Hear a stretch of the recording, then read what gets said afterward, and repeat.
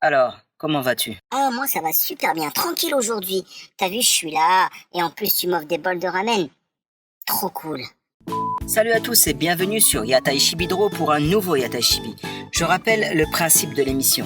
Contre quelques bols de ramen, notre invité devra répondre aux questions des abonnés. Dis-moi, est-ce que tu peux nous en dire un peu plus sur ton nom et ton prénom, leur signification en japonais et pourquoi on t'a appelé comme ça? Ok. Mon nom et mon prénom ça veut dire plein de choses. Déjà, Uzumaki, ça veut dire tourbillon. Ça reflète parfaitement ma personnalité. Et Naruto, ça vient de Narutomaki. Tu vois, c'est du pâté de poisson en forme de rouleau.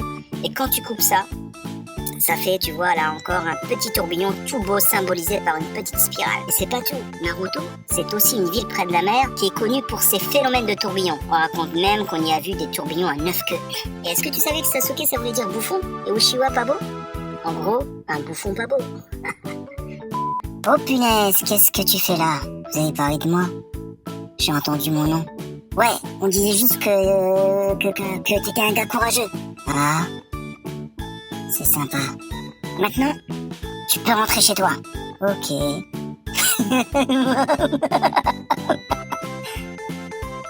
Et est-ce que tu peux nous parler un petit peu des influences de Kishimoto, l'auteur de Naruto? Alors, si je te dis Akira, tu dis quoi? Toriyama? Perdu. Moi, je te parle du film Akira de Otomo.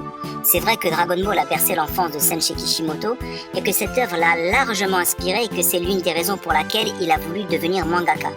Mais il faut que tu saches que plus tard, il a complètement abandonné le dessin pour devenir sportif. Non.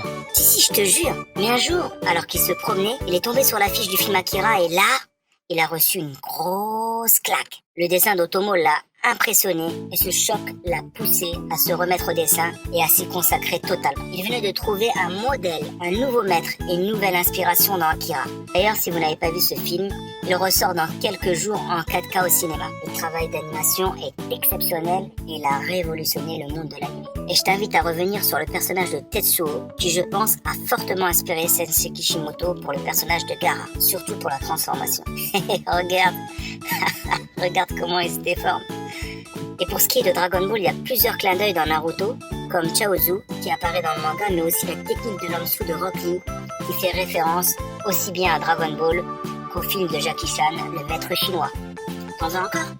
Ouais. Alors aboule un bon petit bol de ramen et je t'en dirai plus, copain. Gare à toi. Gare à toi. Tu sais, Sensei Kishimoto fait aussi un clin d'œil à un grand maître de l'animation japonaise, Hayao Miyazaki. Je sais pas si t'as remarqué les traces cheloues rouges là sur les joues de Kiba. Eh ben, c'est une référence à Princesse Mononoke. Et il y a un autre mangaka qui l'a énormément influencé, c'est Sensei Togashi, l'auteur de Yu Yu Hakusho et de Hunter x Hunter. À l'époque où il a rencontré des difficultés pour écrire un manga, il a tout fait pour le rencontrer. Et Togashi lui a donné plein de conseils et l'a même invité à visiter son atelier. Togashi avait lu auparavant le premier chapitre de Naruto sans savoir que c'était Kishimoto qui l'avait dessiné et il avait trouvé intéressant le concept du renard à 9 queues. Faut savoir aussi que Sensei s'est fortement inspiré de Yei pour créer Sasuke. Et il a aussi longuement étudié Hunter x Hunter pour entre autres s'améliorer dans les expressions du visage. Je pourrais t'en parler des heures, mais le problème c'est qu'il faudrait que tu me payes d'autres bols. Eh ben, ça nous en apprend beaucoup sur Kishimoto. Et puis en plus, ça fait beaucoup de sources d'inspiration. Est-ce que tu savais que Sensei Kishimoto avait pour projet de faire un manga ayant pour thème les samouraïs? Mais quand sont sortis Kenshin le vagabond et surtout l'habitant de l'infini, il a été découragé. Fasciné par l'habitant de l'infini, il va étudier la manière dont sont dessinés les persos et surtout les mains. C'est peut-être pour ça que Togashi le félicitera sur la manière dont il dessine les mains. C'est fou, non? Recevoir autant de compliments d'une légende comme l'auteur d'Hunter x Hunter, c'est puissant. Donc Kishimoto a vraiment bossé dur pour devenir un mangaka de renom. Exactement comme toi, pour devenir un grand ninja. Ouais, il a longtemps galéré, c'est vrai, mais il a tellement taffé, analysé, réfléchi, et ça a porté ses fruits. Il y avait quelque chose qui sommeillait en lui, un peu comme mon renard à 9 queues. Il avait un puissant nindo, une volonté incroyable.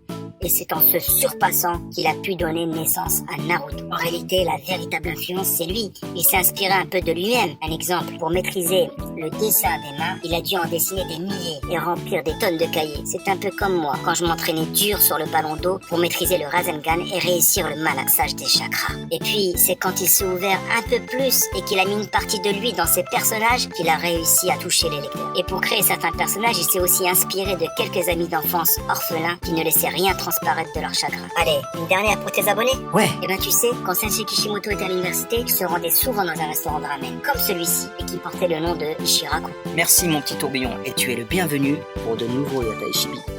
Avec plaisir, surtout si tu m'invites au même endroit, c'était un régal. C'était trop cool, vraiment sympa. Je vais m'abonner et dire à tous mes potes de Konoha d'en faire autant. Et vous, mes amis Yatai spectateurs, n'oubliez pas de lâcher un gros pouce bleu, de vous abonner et de partager. À bientôt.